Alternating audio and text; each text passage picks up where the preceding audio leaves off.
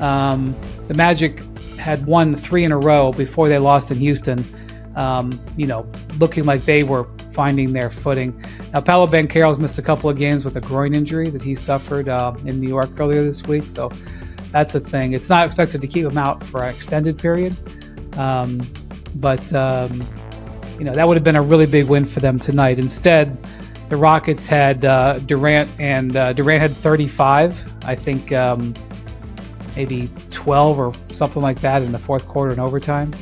Well, for people that didn't see it, this game was tied with 5 seconds to go.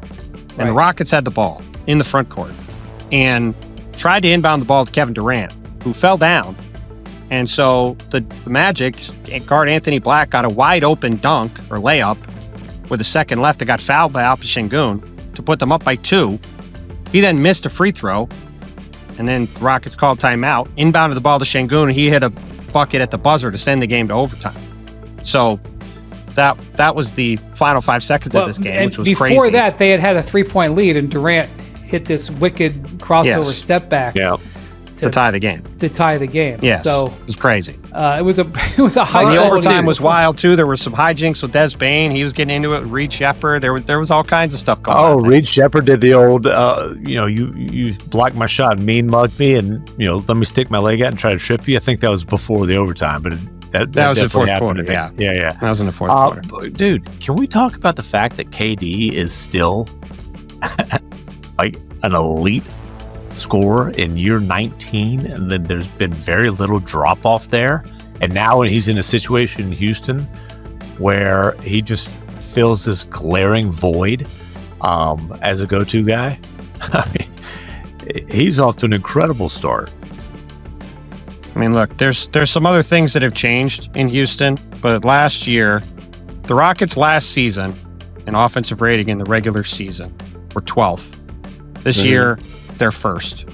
And other things changed. Sengun has played great, et cetera, but Reed Sheppard's really starting to play. Reed Sheppard's played well. A lot of other things have changed, but Dillon Brooks is an inefficient shooter, and Jalen Green's a very inefficient shooter. They swapped him out for Kevin Durant, and that's a pretty giant part of why they went from being a up and down offensive team that really needed to offensive rebound to have any success to having the best offense in the league, still offensive rebounding like crazy, but also having Kevin Durant out there to make shots. Kevin Durant averaging 26 on 51, 40, 89 shooting. That's pretty good. Let me just tell you something about Kevin Durant. So he has played, this is his 19th season. He missed the 1 year with the Achilles injury, still 19th season. He has taken in his career, let's see here, 27% of his shots in his career have been three-pointers. 20% of his shots have been from 16 to the three-point line. So almost 50% of his shots, or about 50% of his shots, are mid to long-range jumpers, right? Mm-hmm. Most of them have been contested. I don't have that stat, but I'm going to guess a lot of them have had a guy in his face.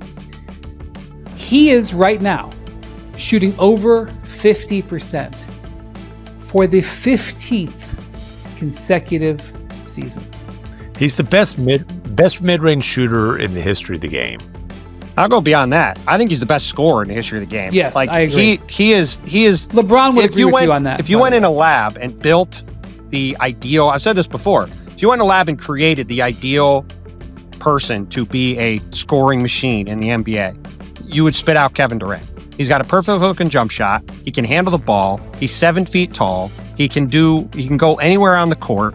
He can shoot over anybody. You can't really contest any shot that he wants to take because he can get anywhere he wants. And he only didn't score like 38 or 39 in a game or something during his career because he was always never really trying to do it. In that 15 years, he's only averaged 20 shots twice. And he doesn't hunt shots. No. He doesn't take...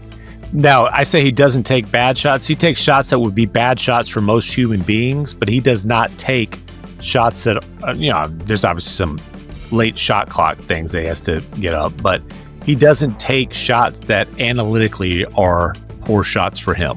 And he's always played within the flow of a team. He's never tried to dominate the ball or hijack an offense or anything. It's like he's Yeah, I don't think there's ever been anybody that's been more complete at being able to score in the history of the sport than Kevin. Before he left for Golden State, he'd won 4 of the previous 5 scoring titles. I mean, if he had stayed there, I mean, a lot of things would be different. But he might be right there with LeBron for the scoring. I mean, he's missed a lot of time with injuries. I think that's the main reason he isn't there for the scoring. Yeah, but he made a conscious decision not to keep winning scoring titles. He tried to prioritize different things. Some of it's worked out, some of it hasn't. Did once make a wager with Eddie Sefko, who's now in the Mark Cuban semi-retirement home for sports writers with the Mavericks. But it was with the Morning News at the time. Anyways, I made a wager. This is back when I think it was pre-Jones fracture even for KD. I bet that he would finish his career with more points than Kareem. And I bet $1,000 on it. $1,000. Well, it was there were. That's a big number back then. That's there were beers on the table and a few on the tab already. But I negotiated down to 100. I think I'll probably have to pay it off. I did say Kareem because I said LeBron's also going to break that record. I ended up being right on that one. But dude, KD's going to end up being a top 3 or 4 all-time scorer just statistically. Man, $1,000. My blood alcohol level looked like a 3-point percentage at the time. I still wouldn't rule out, by the way, him catching Kareem. No, if he does, then I'll collect. Well, I will say that he is heavily motivated to play. He definitely wants to play on the Olympic team in 28. I mean, Kevin's 37. He could easily play several more years as long as he doesn't have any other significant injury. I mean, he's already had a significant injury, but he's going to be able to shoot the ball for as long as he wants to play.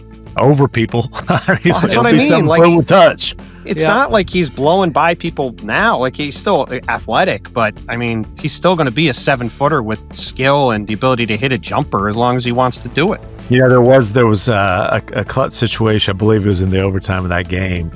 And Amin Thompson came up to set a screen. And I've told you, KD's told those young guys, hey, when I want the ball, I'll let you know. Be aggressive, do your thing. But Amin Thompson and KD said, nah, back up. I forgot who was guarding him. He's like, I don't need it was Tristan Da Silva. Yeah. I don't need a screen here. Get out of the way. I got this one. Amin was trying to bring Des Bane, I think, over in the screen. And Kevin was just like, get out of here. I'm good. Yeah. It was almost the exact same shot that Cooper Flagg took a few minutes later in the fourth quarter of his game, and he didn't quite make it, but it was basically the same move. Got to 15 feet, and Kevin's made that move a million times. Again, he gets to 15 feet and rises up.